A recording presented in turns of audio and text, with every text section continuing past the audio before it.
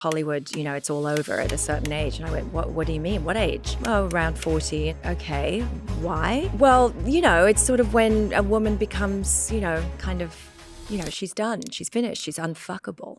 Oh, I'm like, unfuckable what? Just because you don't produce anymore? Like, that's absurd. Can you imagine if someone said that to you today? I would have to sit on my hands. She's one of Hollywood's most powerful voices with a story bigger than the screen. Naomi Watts is rewriting the rules of midlife, and she's proving it's never too late to start a new chapter. I'd met the partner, the man that I wanted to create a family. I was 36 years old. I wasn't getting pregnant. So I went, got the blood drawn, and then he called me back into his office and he said, your blood work is suggesting that you're close to menopause. At 36? At 36. I was so shocked. The first person I called was my mom and said, why didn't you tell me more about this? I had only just separated from my ex and I had my head down with work and sort of grieving that and concentrating on my kids. Met Billy at work and created a really lovely friendship, and it took me by surprise. I hate never too late. Me too. I hate those limits that society puts on us. You just never know. You just don't have that in your head, otherwise it's just going to close you down. Today, I get to sit down with someone who I feel has been by my side since the very beginning of this menopause movement. She is a true Hollywood icon, but what also makes Naomi Watts so powerful today is how she is literally changing the narrative around women and aging. She built Stripes, a brand that put menopause front and center. She wrote Dare I Say It, a book that's blowing the conversation wide open. And if you've ever wondered what is next for you, I think today's episode is going to give you the tools and the inspiration to step into this stage of life with more confidence than ever before. Naomi, it's good to see you. Great to be here, Tamsen. I always love sitting down with you and just talking. I know. We're just missing the cocktail. We should have done that. I'm sorry. We should. I am. You know what? Next time. I'm excited about sitting down and talk because we see each other at events and we whisper backstage or we sit down and talk at a dinner. But I don't think we've ever sat down and just really kind of shared all of this. Focused one-on-one. Yeah. One-on-one. And we've been doing this now how many years where we've been showing up to places together? It's at least 3. It's at least 3 years. Yeah. The very first event that you had, right. That really where you were on stage and they told me, it's very funny. So I'm going to tell you the story and it's in my book, is that I got a phone call from a mutual friend of ours, Elisa, that said like 2 nights before this first time I ever met Naomi. And she said, hey, can you come interview some people for a panel I'm having about menopause? And I said, yeah, sure. Who's going to be on the panel? And she was like, Naomi Watts and Katie Couric. And I'm like, what? What are you talking about? I was in a full-blown panic because I was like, what am I talking to them about? I don't know. It's like highly intimidating. And I got there and you put me at such ease and like it was such a great conversation. You put me at ease. No, I remember it so. I remember it vividly too because it was my first real like sitting on a stage with a microphone in my hand talking about menopause. That was really, I'm pretty sure. I mean, obviously I'd been building the brand in the background and that is no easy feat. Was probably a year's worth of work. Sure. We had product on the stage, but we weren't officially launched that day. So I'd been talking about it with all my colleagues and whatnot, but that was my also first day. Oh my gosh. Well, I'm so glad I'm honored now. I'm we super share honored. a lot of things, Tamsen. I was very nervous. I remember my heart was racing out of control and I get up there and like I interview for a living. That's what I did for years. But I think there's something, really vulnerable about sitting up there and talking about another part of your life. And I know that you and I have talked about this off camera, but you've been really honest and raw and relatable and vocal. How does it feel now, 3 years later? It feels good. It really does. Very different today versus that day. I was filled with all kinds of panic like you, and particularly because of the industry I'm in.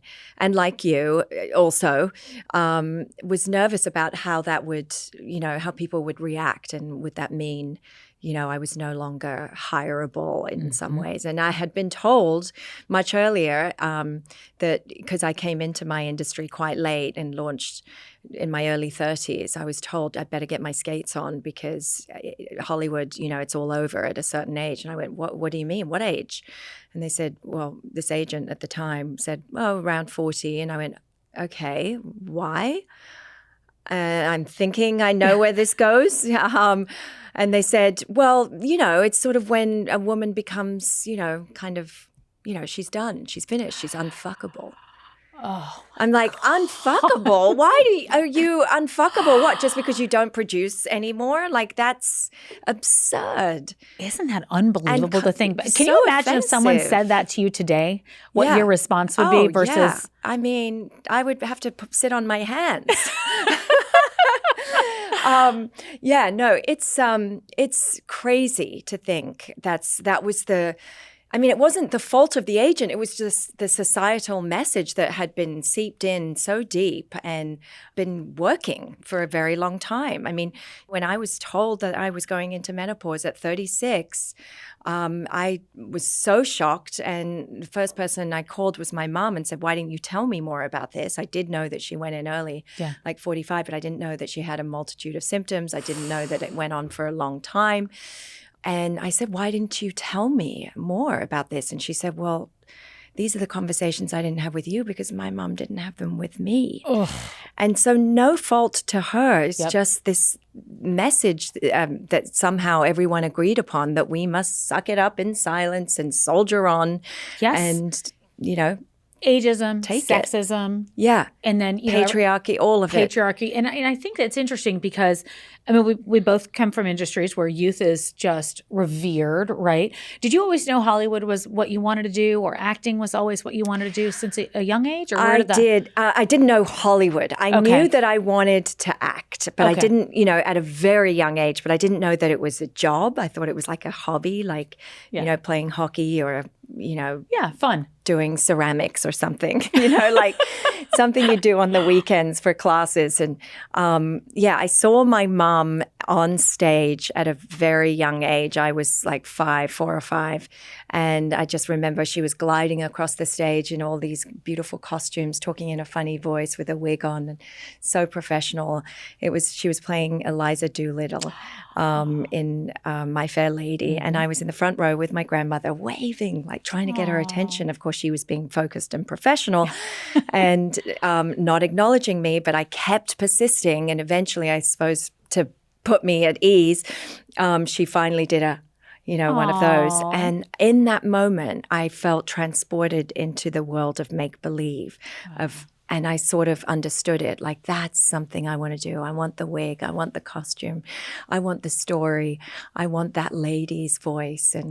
And so I went on as a young person to become part of what was called the Shoreham Players, which was a small town I lived in. And every festive season, there was a skit or a play or a musical to join in on. And that became my passion, my hobby, my favorite thing to do. I didn't know it was a job. I definitely didn't think it would be a career. So your breakout role was at Mulholland Drive?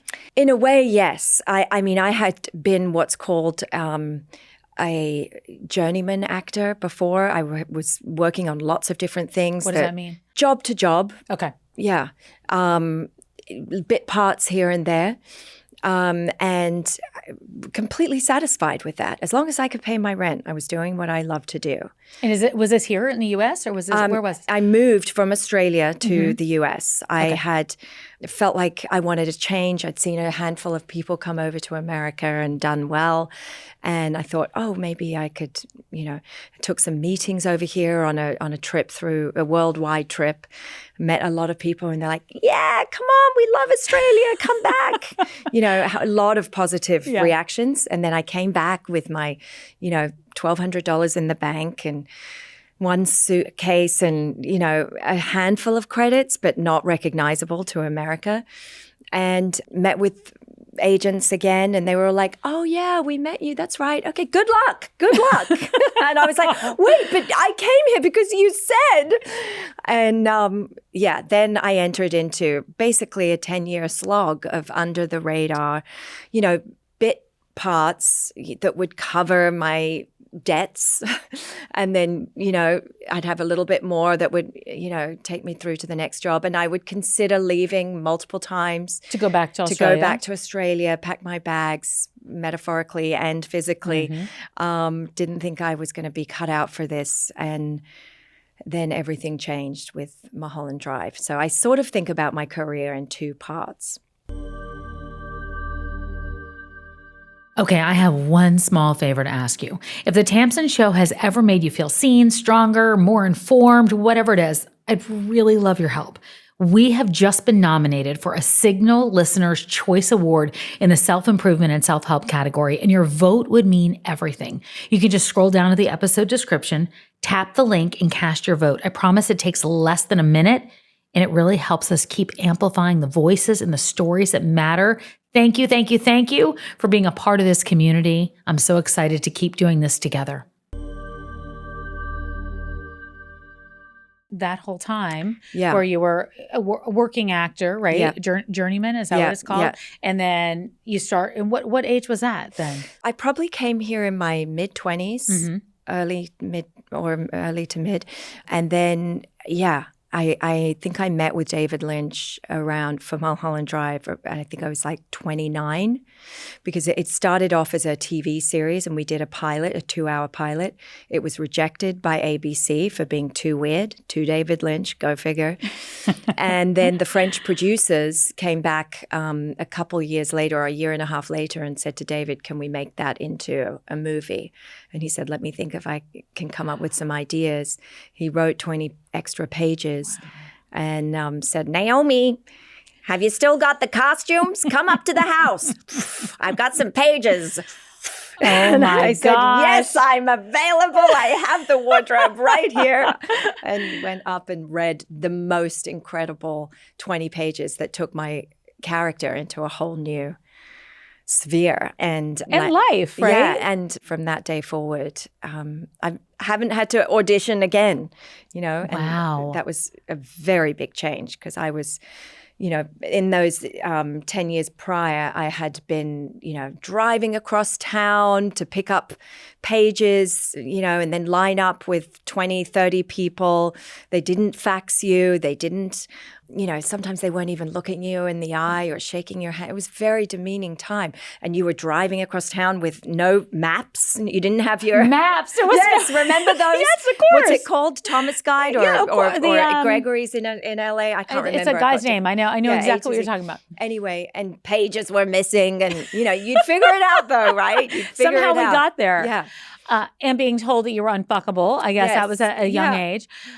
So what happened after that? I mean, not having an audition past that. I mean, David Lynch, obviously, just how incredible.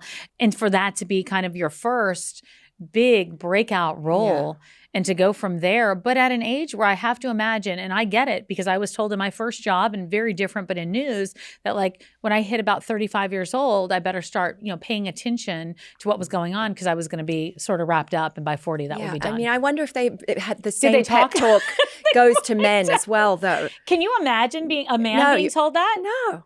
It doesn't happen. Equate. But it really is how we got to the conversation where we are today. There's no question about that. Absolutely. So we've had a lot of parallels in our lives, I think, right? Yeah. And the one in particular that you have that's different than mine is that you did have a journey that started very young, and you referenced it a moment ago about perimenopause. Can you talk about that age and where you were in terms of wanting to be a mother, and where you were in your life with relationships? Yeah, I'd met the partner, the man that I wanted to create a family. And I was 36 years old. I wasn't getting pregnant. And a friend of mine, an older girlfriend of mine, said, why don't you go to your doctor and get some blood drawn? And I said, okay, really? Why? I knew nothing. I was clueless. So I went, got the blood drawn, and then he called me back into his office and he said, your blood work is suggesting that you're close to menopause. At 36? At 36. And that's when I just said to you, when I called my mum, in a state of panic. then I just sort of tried to figure out like how to deal with that or how to get pregnant. I mean, that was my main focus. Can you get pregnant? And the internet was barely active. It wasn't like I could find my way into chat rooms or anything. It was really, really... Or chat. Yeah, yeah, exactly. So I was piecemealing together what I would learn from doctors here and there. And as you know, as we've learned, doctors at that time, now things have changed, were very uneducated. They had no real understanding. My doctor, who ended up being my OB for my first baby as well, he was my gynecologist at the time. He told me a lot, and he knew about the study. He knew about a lot of things. You know, once I got pregnant, he talked me through the HRT thing very clearly. And that was because I've been on HRT now for, I think, since 2013, which is, more than 10 years. But yeah, the menopause thing, I really just tried my best to conceal it. With that unfuckable term in my head, I wasn't going to like brand myself as someone who's like the menopause lady. I mean, you must have had double fear, triple fears. The word unfuckable going around in your head. The word menopause being mentioned, period. Yeah, and being barren, like I wasn't going to be able to reproduce children, I was told. And who could you talk to about that? I can't imagine you went on set and were like, oh, well, you know, this. Did you have anybody that you... No, I mean, I obviously talked to he's now my ex, but I probably, you know, it was a very panicky, scary, lonely time. Yeah. I wished there was a book. I wished there was your book or someone else's book. There was nothing then, nothing, zero. I do remember finding a book by Julia Indochever. I think I'm going to get that name slightly wrong, but it was called Inconceivable. And that helped me with understanding what was going on with my body. And she talked about altering your diet. And I was told that I had to do like an anti-inflammatory diet, cut out sugars and wheat and dairy and things like that. And of course, I was just latching on to anything at that time. And it seemed like it all made sense. And I was churning up wheatgrass. She told me to do that. And yeah, lo and behold, I managed to get pregnant, whether it was that or Chinese herbs that I trucked back from China from doing a movie there, or acupuncture, or just my body working itself out. Who knows? And I'm not someone to instruct what to do and how to do it. You know, everybody has a very unique system, but it worked for me, and I got not one but two babies naturally, and then my symptoms started to become hardcore after my second baby, after I stopped nursing. And that's when the sleep, you know, the disturbed sleep was really affecting my lifestyle, depression, anxiety, you know, the night while sweats. Raising two babies? Two young children. Yeah. By the way, I'll just mention, and I say it in the book, I had been ticking, you know, in all of those medical lists for years, night sweats. And I was chalking it up to, or doctors were saying, probably an allergy, maybe one too many glasses of wine. Who knows? You know, I was so quick to blame myself for doing something rather than something wrong, rather than, you know, something that was quite natural, or even though it was on an advanced timeline. This show is sponsored by MIDI Health. If you're in midlife and you've ever felt dismissed or talked over or simply told just to deal with it when it comes to your health, you are far from alone. For years, women's serious midlife symptoms have been ignored or minimized. We've been handed vague answers, outdated treatments, or worse, nothing at all. And even now, 75% of women who seek care for perimenopause or menopause go entirely untreated. It is unbelievable to me. I know what it feels like. And I also know it doesn't have to be this way. That's where MIDI comes in. MIDI is changing the experience of midlife health. They are a virtual clinic built by women's health experts, providing personalized, evidence-based care that's covered by insurance. That's right. MIDI is the only women's telehealth platform of its kind that works with major insurance providers to deliver the care you deserve. You'll meet face-to-face with a trained clinician who actually listens to you. They offer real solutions from hormone therapy to weight management to lifestyle changes that meet you where you are.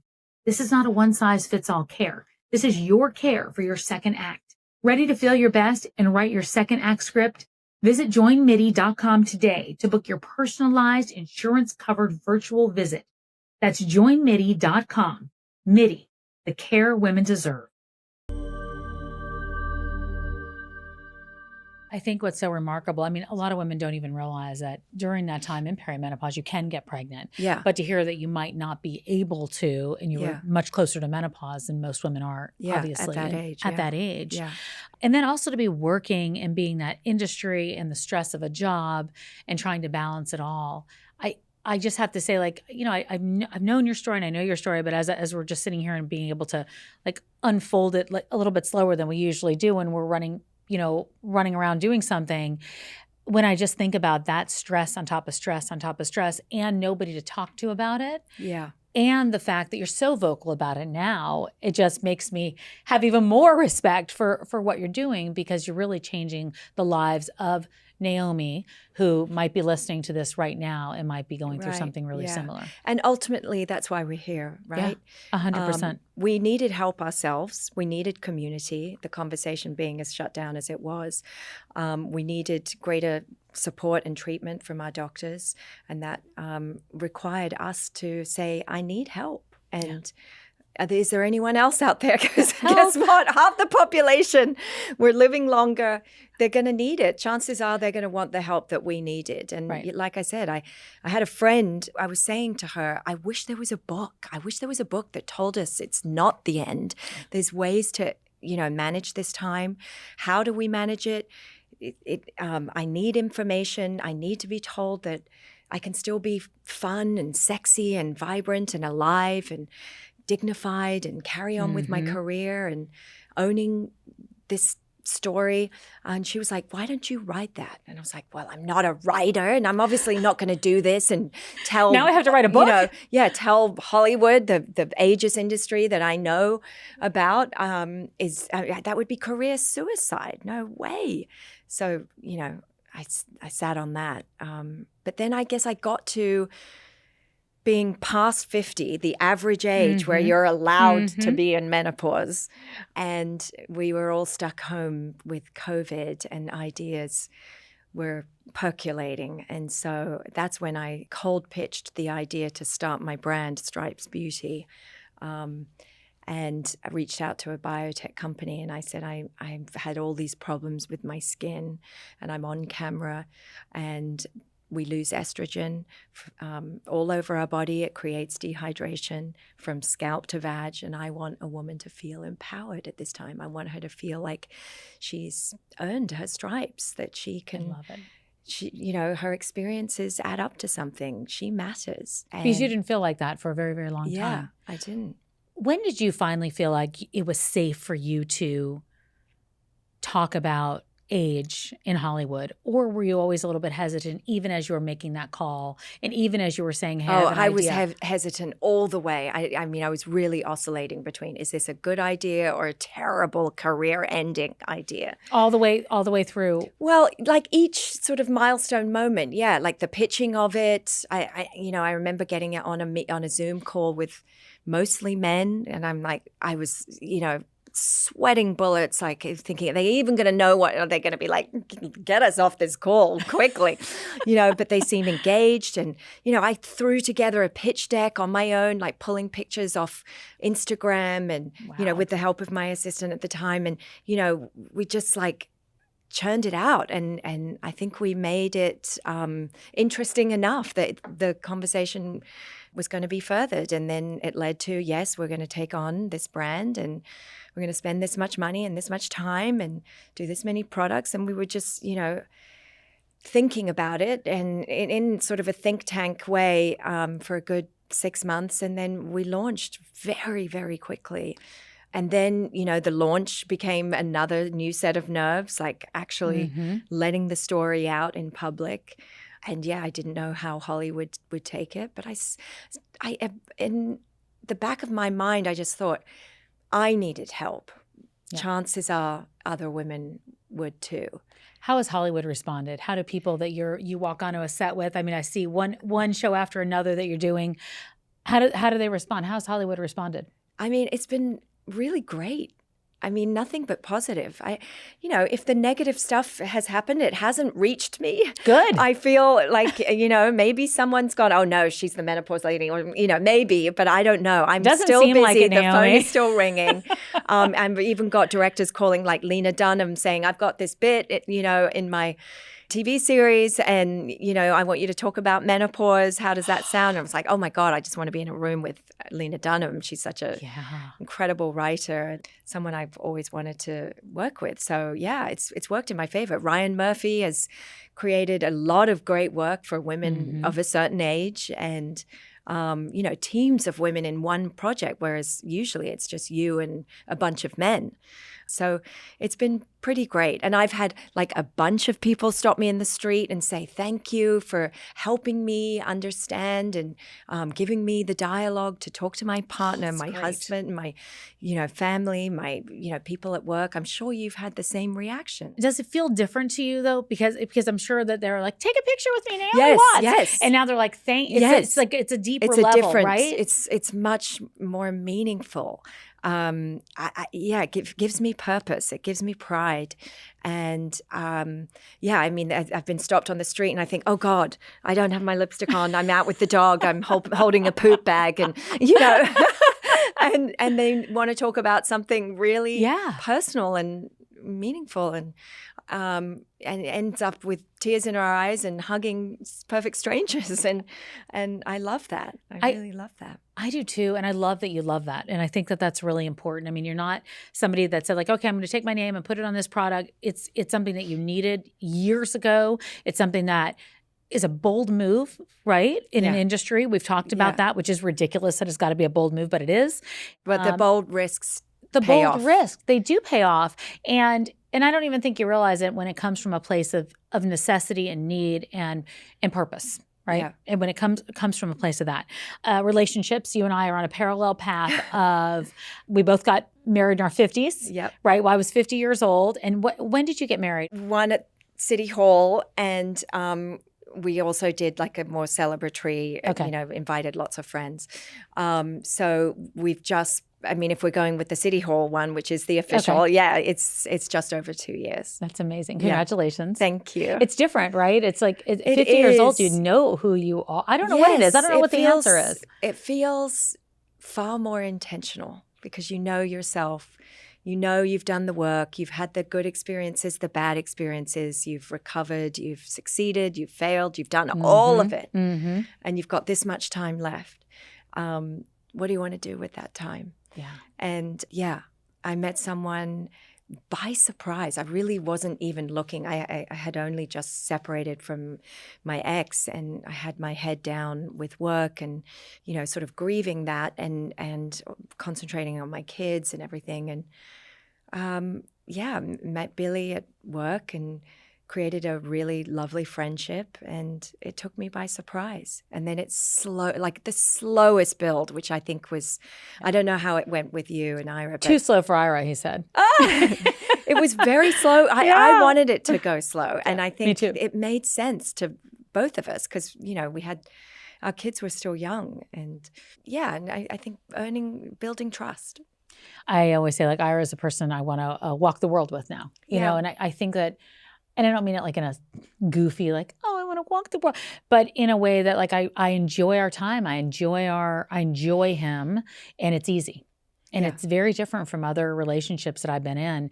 And I hear from a lot of women that say, like, oh, it's too late. It's too late for me to find love. It's never too late. What do you say to people? Because I feel like that's another part of your story that's really inspiring to women. It has to be. I hate never too late. I hate that expression. It's awful. I hate those limits that society puts on us. That said, I know it's hard out there. I've got a lot of women our age who are, have come out of marriages or whatever, and they're looking to partner up, and it's not easy, but it's you just never know. You just don't have that in your head. Otherwise, it's just going to close you down, and you have to have an open heart, an open mind, so the signal is there, and it's, attracting good vibes. I really believe that. I met Ira in a hotel at an elevator bank. Like that was like, and I was like, oh, no. I'm never doing, I got married before. I'm not, no, thank you. And that was really, and it wasn't even to be like a funny chase. It was just because that wasn't where my head was. And so it was a really, like you said, surprise, long, long road. Yeah.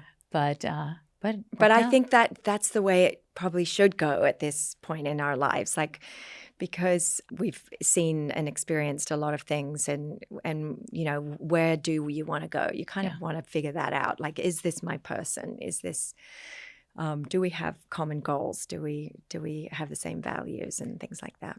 Do you feel like when you look at everything now and you look at career and relationships and, empty nest in some ways, I know that you were, taking a trip to school. Every mom I know has been doing like the college, drop off. How are you feeling about it all? I know that's not easy. Yeah, bittersweet. And I'm put at ease by my son's absolute joy about the whole experience. That's like he this was his first choice. I mean, he's on the other side of the country. He's a bit far away from my liking, but, I get to Los Angeles a lot for work. So, and, we'll go as often as possible. But, yeah, the anticipation was, scary, but he was just there and just soaking it in and, beaming ear to ear smiles. And I think he's doing really well. And he's very communicative as well. I thought, oh God, is he going to be bad? Because actually when they're here, right. I couldn't get him to respond to phone calls or text messages at all. But now he does. Oh, that's good. So I like that. That's promising for the first year, right? Yeah. That's promising. Yeah. When I look at where we all are now and we're in this, the space of talking about menopause and perimenopause and, there's the hormonal households and all of that happens during this time and empty nest and age. How do you feel now? Do you feel, if you go back and look at Naomi at in your 30s or 40s, how do you feel now compared to that? This is the thing that is great about menopause because we all fear it like it's over, it's done. If you oh my even God, know I'll it's never coming. get myself back. Well, exactly. If you even understand what it is. But I think the perimenopause stages are the most awful time. Because you don't know what's going on with your body. Now we have the beauty of the conversation being slightly open or much more open than when we were dealing with it. I think the fear of that is now dissipated because we have the education and the open conversation. Mm-hmm. But I was really flailing. I didn't know if I'd ever sleep again. I didn't know if my anxiety would go away. I thought that my memory would never come back. I thought, all of these things were just who I was going to be from now on and here out. Mm-hmm. But now, post-menopause, which, sounds like an ugly term, but, it's fine. It's actually much more even. I've got my dosage under control. My HRT is working. Occasionally I'll have a sweaty night or I'll forget the meds and, and yes, I still look for words. I'm like, oh God, I forgot the name and what is it? Or what am I looking for? Where are my keys? Oh, they're in my hand. All of that. Those things are still, there, but they're not as crazy all at once. I do occasionally get surprised, like the frozen shoulder. That what crept up on me a couple of years ago and stayed with me for a good amount of time. And that was painful, aggravating, and no one seemed to know what it was.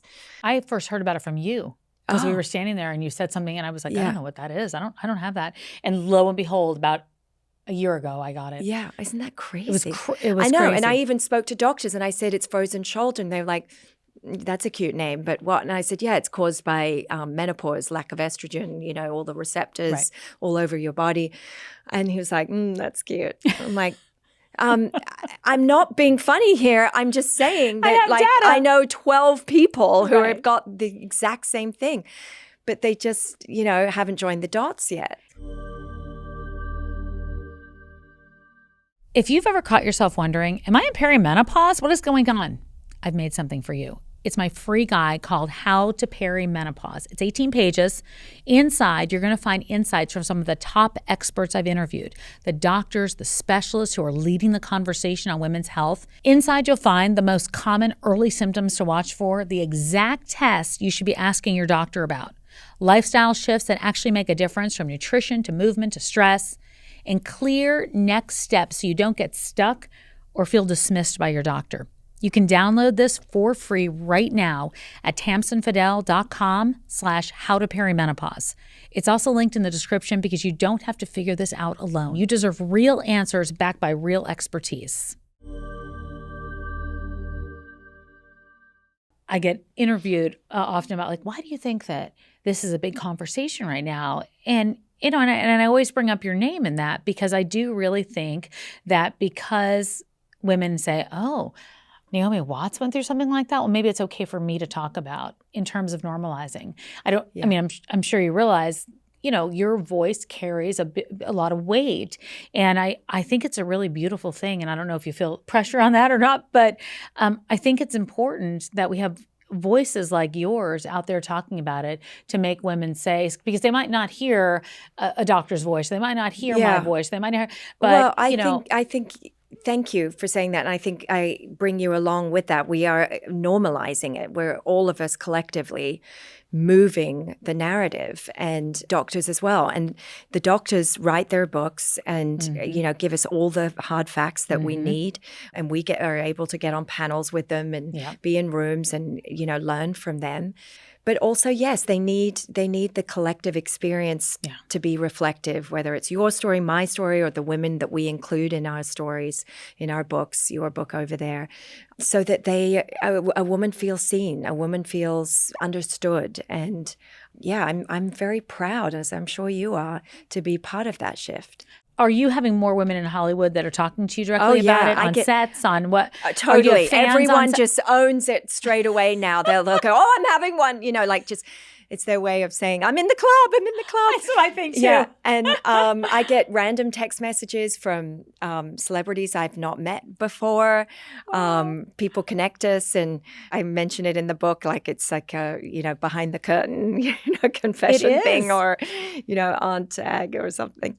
Yeah, just people want to tell their stories, and they want to share it. Yeah, they want to know that they're not losing their minds, or is this normal? And so I just I'm always there. I'm a shoulder to cry on, an ear to listen, whatever. I just bring it. The menopause sister.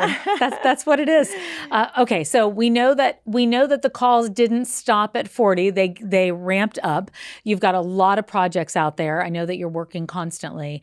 I just saw the trailer to All's Fair, and I can't wait. And by the way, it had the soundtrack of Chicago. Oh yes, I love it. I got that connection. Another one. Tamsen, we are joined at the hip. We are joined at the hip. How fun was that? Was that so great? Fun. Such a great group of powerhouse women who've done remarkable things with their lives in different ways. And Ryan called me, and I was taken by surprise again, and he told me the log line of what the story was about, which is a bunch of female divorce lawyers in Los Angeles, and already I just thought right there, oh my God, that is leading towards highly juicy material. Any mention of menopause? Can you tell me that part? Oh, sure. I sent them all a box, of course. I said, if you're not there yet, that's fine. It's there waiting for when you're ready. And everyone was kind enough to, post about it and stuff like that. And we all shared our stories. I remember that first night that Ryan brought us together, and we had a dinner party, and we went around the table and talked about lube and things like that. I love that. I love what you bring to a set, Naomi. That's very nice. Why the not? Conversation, the products, all of it. And this is Kim Kardashian's first. Is that her first? No, she had done something else. She'd done did. American Horror Story with Ryan before. Okay. I didn't know if she went to you for advice, and I would be going to you for advice. Oh, for menopause No, or for acting? Okay. Oh, I don't know. Yeah, for both? Acting I was thinking, but I guess both. Yeah, no, I think she's still young, right? Yeah. She's still young, okay. But you never know. I mean, we don't want to put limits. We don't know. We don't know. We have no limits. So no, she's a powerhouse. She knows what she's doing, and she works so hard. She's so focused, so disciplined, shows up on time, full respect to her. And you look what she's achieved. Yeah. I know. I mean, and that comes from, dedicating hard work. It does. It does. And it's what you do every single day. I saw you last week at an event. I was like, wait a minute. I saw her at this. I saw her doing this. I saw her on the street acting. Just really, for everything that you're doing, but really what you're doing for real women out there is making all the difference. So I hope you know that. I hope you know that. I hope you know that. Thank you. Really, it's so special. Thank you for taking the time out to do this. I really appreciate it. Thanks, Tamsen. A big thank you to Naomi. And by the way, to hear more of her story, check out her book, Dare I Say It, and her brand, Stripes. Actually, I should have done the full Monty because it's my favorite too. It is game-changing when it comes to how to care for ourselves at this stage of life. And I'm not saying it because she's sitting here, but she knows this. I use Resting Clean Face. I love Full Monty every single day. You see them on my counter all the time. Thank you so much for listening to The Tamsen Show. If you have a moment, leave a review wherever you are listening from and follow us at The Tamsen Show. See you next week. Hey, everybody. I want you to know today's episode was sponsored by MIDI Health. If you're ready to feel your best and write that second act script, visit joinmidi.com today to book your personalized, insurance-covered virtual visit. That's joinmidi.com. MIDI, the care that women deserve.